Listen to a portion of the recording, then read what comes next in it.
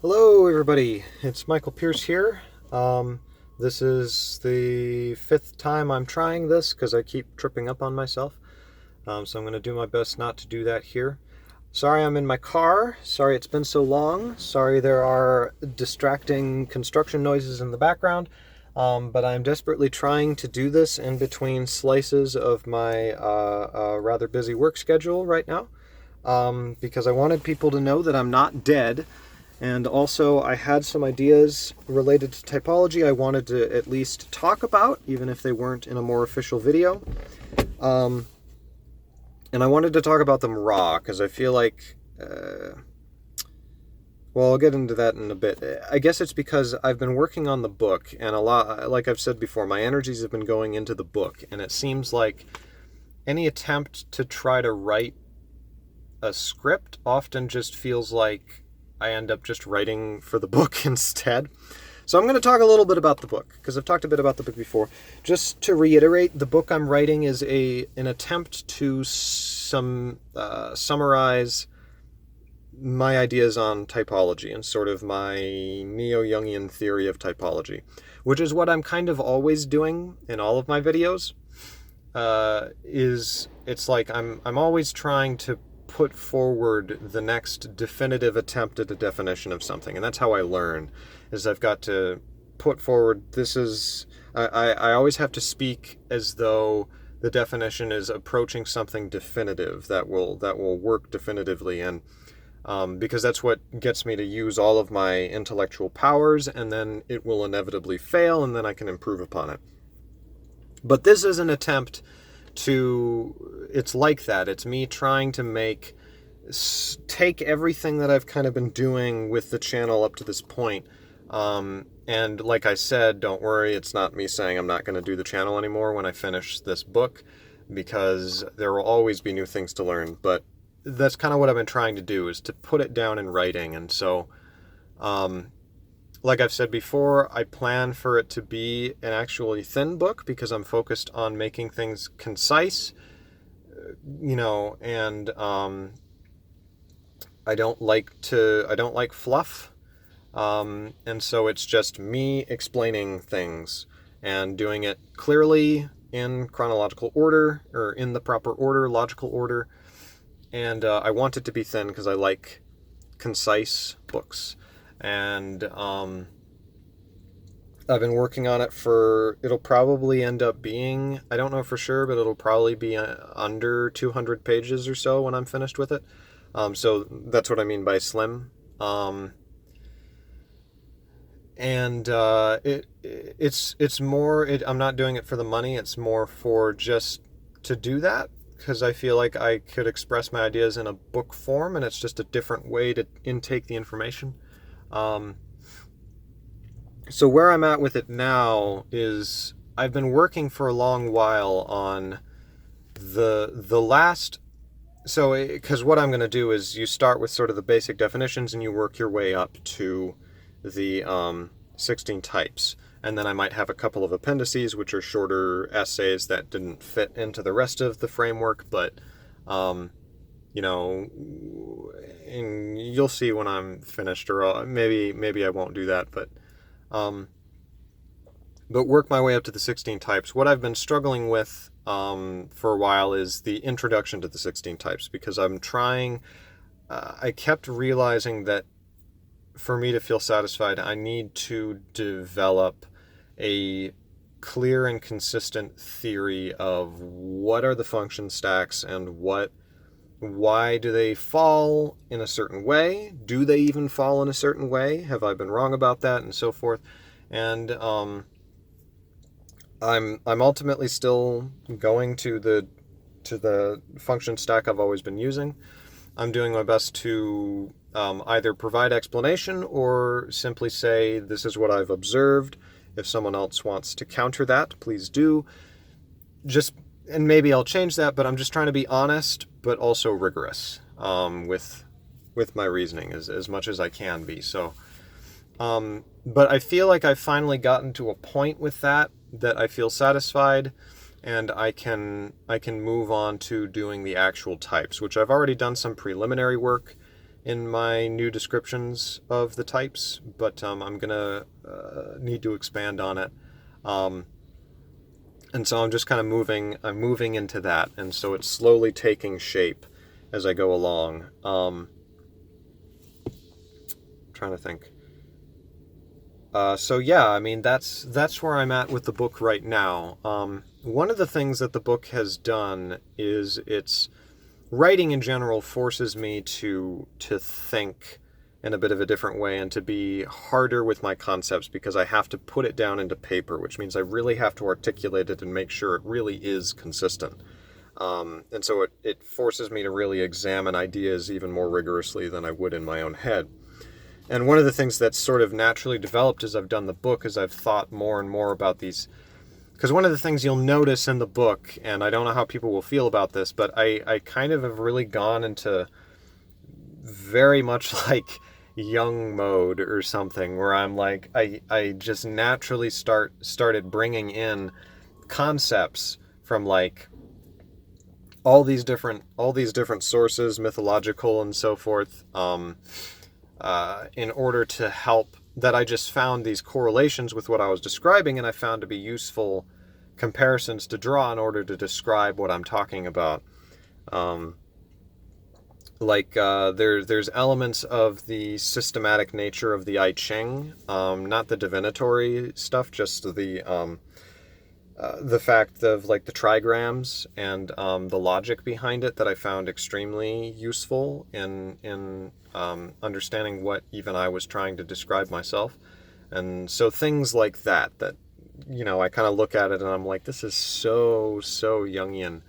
It's like, which is kind of fun, because, I think like him a bit.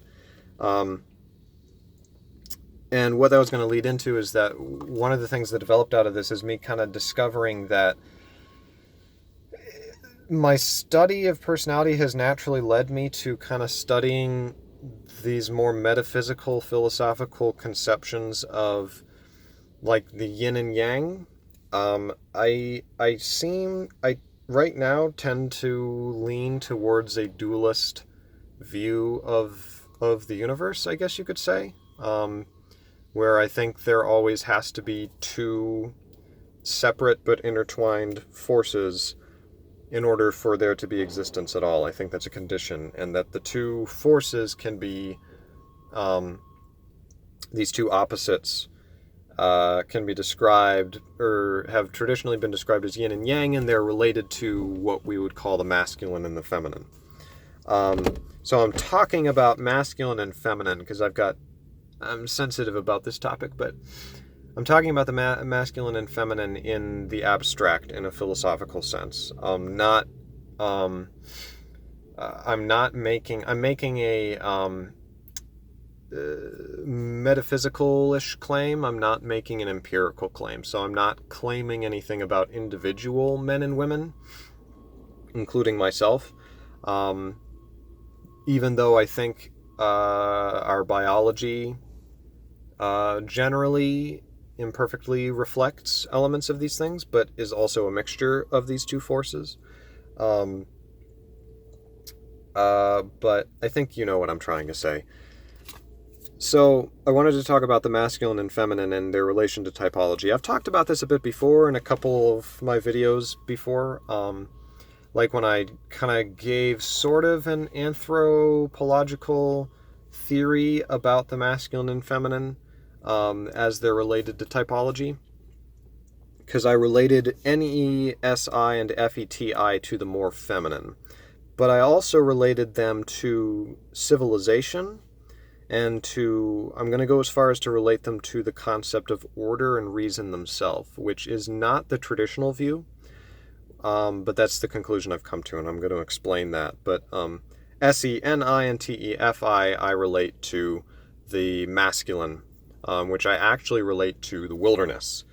A long time ago, I kind of hit upon similar concepts when I was trying to describe the difference between just FETI and just TEFI, though the two judgment axes, when I gave the old metaphor of TEFI is like you being out in the wilderness, like an Arctic tundra, and you're trying to build a fire and survive, while FETI is like you being in a foreign country and you're trying to learn the language. And this is sort of a refinement and extension of that, where both SENI and TEFI are the wilderness scenario, and the other two axes are the city scenario. So two very different worlds. So let me kind of describe this a little bit more. So the masculine, traditionally, it's this assertive force. So it's really, you could just make it. I'm trying to think of a. Let me see here. So here's a coin. So if you just imagine this coin, it's like just imagine arrows pointing out of the coin. Like the motion is asserting out from a center point.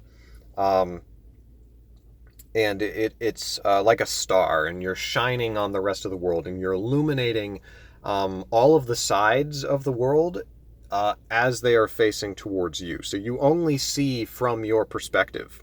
That's something important to note. But you're asserting out of your own being. You're not taking anything in. That's sort of the pure masculine. There's no internal intake. It's just constant outward pushing and force. The feminine is 100% receptive. There's no external pushing outward. It's just drawing stuff in. It's drawing the information in. So the arrows are pointing inward all the way around.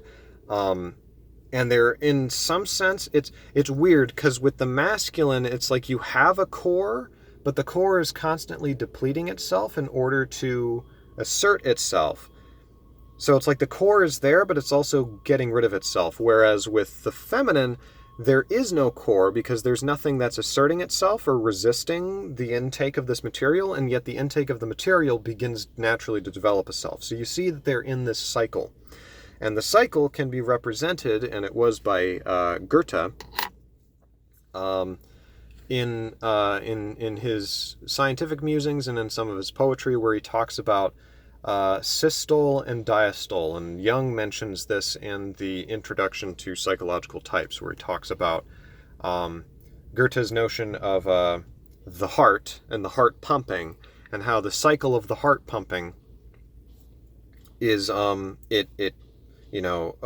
at least one of the chambers of the heart pumping, it pushes material out, it pushes the blood out, and then once it's squeezed itself together, it begins to open up again, and then all this blood rushes in. So it's this cycle of boom, boom, boom, boom, boom, boom, of assertion and then reception, and then once it's full, assert, receive, assert. And this is a concept that you see also throughout people who followed Goethe, because he was so influential. Nietzsche, for instance, this idea is in Thus Spake Zarathustra, where Zarathustra goes up to the mountaintop, and he periodically does this, where he goes back to the mountain in order to think, and that's him drawing in more information until finally he's so full that he just has to go down off of the mountain and go share his knowledge. And so it's kind of this repetitive cycle. And I think there's more to it than that with Nietzsche, but I'm not going to get into that right now. So you see this notion. And so the idea is that and logically speaking, that's my contention, is that in order to have an assertive personality, or really just the concept of assertion in itself, in terms at least of a personality, it means that you are seeing things from your perspective, because you're asserting your own viewpoint. You're projecting onto everything else. And so sort of the ultimate, it kind of becomes this weird solipsism. Whereas the feminine attitude is the opposite, where you start to disappear. And I've talked about this a lot before too, where it's this transcontextuality. You are letting everything else come in upon you, and you're just letting information in. So the poetic attitude is the more masculine attitude, because you're projecting your own interpretation onto things. Obviously in real life it's always a mixture of these two, but the pure poetic attitude is always the poet imposing like a myth. Maybe myth would be a better word than poetry. I'm thinking back to at the beginning of Greek philosophy, you had the poets who were slowly being superseded by the philosophers, who were basically the natural scientists. And the natural scientists differ from the poets because the poets impose these poetical, personal interpretations onto the world. The thunderclap is Zeus being angry, or it's this other poetic image, whereas the natural scientists are like the thunderclap. Well, let's listen to the thunderclap. Let's listen to the actual empirical information around us and just let that determine what we think about the things around us. Let's not assert anything on it. That's sort of that's my idea. And so you see that in the Enlightenment too. And so I'll come back to that in a minute and develop it a bit more, but I have this little list here that I'm using to try to help guide the river of my rambling. So you can relate these two attitudes, and I've talked about this before, to in sort of an anthropological sense, or pseudo-anthropological, because I'm by no means trained in anthropology, but my theory or my idea, and it was really more of just a way to help demonstrate these ideas than to actually form an anthropological theory, but in one of my other videos I talk about the notion that I associate the masculine with not being in the city. You're outside the walls of the city, and it's just you. It's like a hunter, and it's just you or a couple of other people, and all of the focus is on, everything is from your point of view.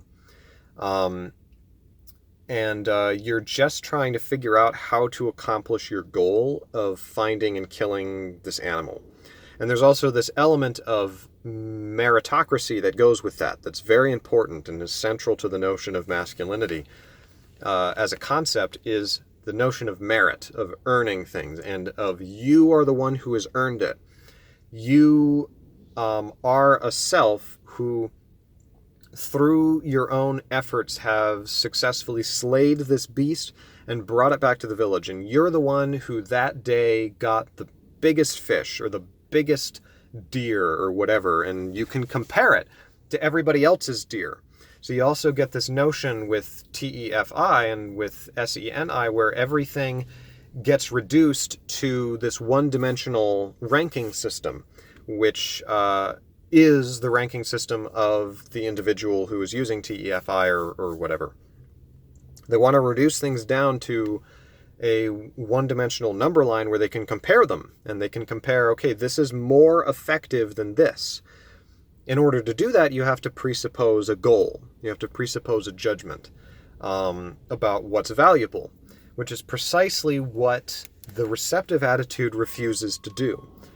Derrida, for instance, refuses to do this, and this is part of what frustrates people. He says, I'm not going to let things be reduced down to just this number line, where it's because that's only helpful to you.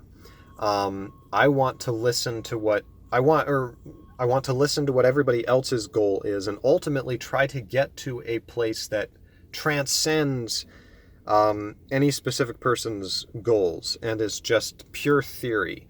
So in the past, I've talked about universality and contextuality, these concepts, and I think I've mistakenly thought that universality, NESI, FETI, that like contextuality was only from the perspective of the individual person. Whereas contextuality is from the perspective of everybody else. And I think it's not that that's wrong, but I think it's wrong. I think a better way to put it would actually be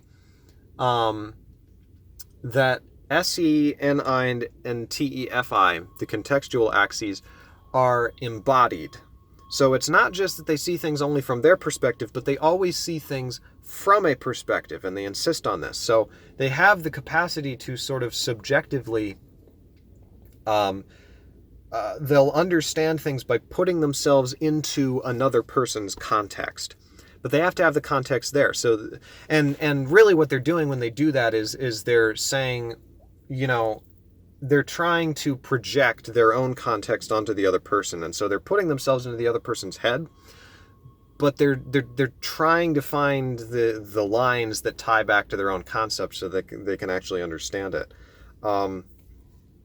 Whereas that's where you get sort of the FI sympathetic parallelism and the empathy and this sense of trying to put yourself in the shoes of the other person, of simulating which is something that's a term people have used in regards to intuition. It wasn't mine, but to try to simulate the world of another person or what things would be like. Whereas the universal attitude isn't trying to be embodied. It's always trying to transcend an embodied perspective. So it's always trying to transcend any kind of desire or goal. It's very Buddhist, really.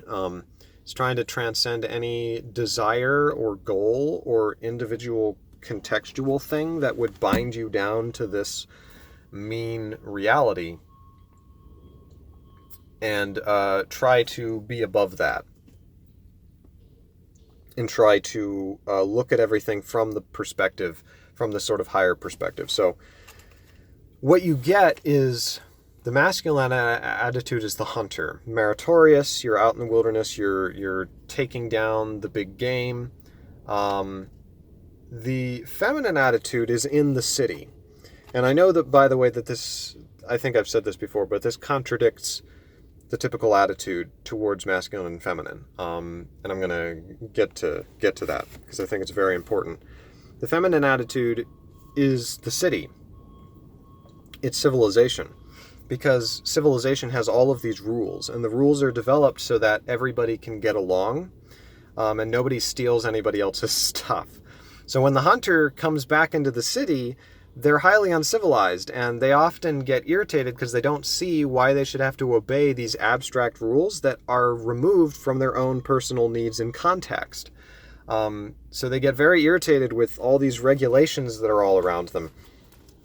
I don't mean this necessarily literally, but in sort of this figurative psychological sense, that's what happens when they talk with FETI people, or just FE in general. You know, an INTJ gets irritated with FE because it's like it's imposing all of these arbitrary regulations that have nothing, as far as they can tell, to do with accomplishing anything, like, or being more optimizing the performance of anything. It's just about making people feel better. And it's like, I don't care about other people's feelings. Like, and they shouldn't care about mine. Just let me do this thing, you know? So, but in the city, the idea is that we all have to live together, and so we have to have these rules because this is the only way that we're going to not bump into each other's shoulders or step on anybody else's toes. And so it's this receptive attitude where you're always, you are sacrificing yourself and getting rid of yourself for the sake of everybody else. And if everybody does that, then we can kind of exist as a transcendent whole or something, and cooperate and be happy and everything. And so in a sense, the abstract rule becomes more real than the individual contexts of the people who are abiding by that rule. So, IDR Labs, this I think is why IDR Labs found or believes that FETI is actually, or excuse me, I actually think it was both FETI and NESI. It might have just been NESI, but no, it was just FETI. Anyway, it doesn't really matter, but FETI was more idealist, not in the sense of like utopia, but in the sense of like there's platonic ideals out there somewhere, and those are more real than the world that is around us, because TI especially is always trying to find those principles that transcend the actual empirical realities. So I hope that all makes sense. There's a lot buzzing around in my head about this. Where I wanted to get with this was, now that we kind of have some of that background, I wanted to try to move into where I think, right, because, well, actually, let me do this first. I almost forgot about this. I had mentioned before that my view clashes with the typical attitude, and it clashes in this way that I think Jordan Peterson, but plenty of other people, because he's drawing from at least an interpretation of a tradition that, the yin and the yang, that the masculine is associated with order, and the feminine with chaos. And there's this notion that the feminine is associated with the moon, and the moon is dark and mysterious, and because it's dark and mysterious, anything can come out of it. It's the unknown, and it's like, who knows, like intuition and feeling and these sort of fluffy, vague concepts that are mysterious and so forth. And so that's what they associate with the feminine. And I think that's wrong. I don't think, because, and I'll get into that in a moment, whereas the masculine is the ordering force. And so the masculine is the source of civilization and of imposing order upon forms and so forth. I know that's how Peterson views it. And I disagree. I don't think that's correct. I think that the feminine, that order and civilization and rules and, in effect, language and reason are all archetypally feminine concepts. I think they're reflections of the feminine.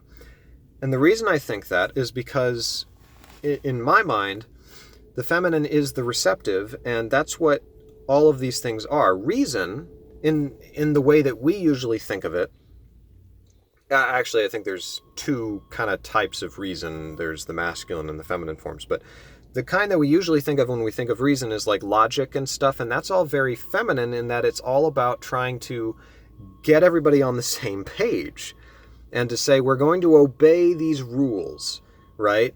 And it's not about merit. No one's supposed to win the argument.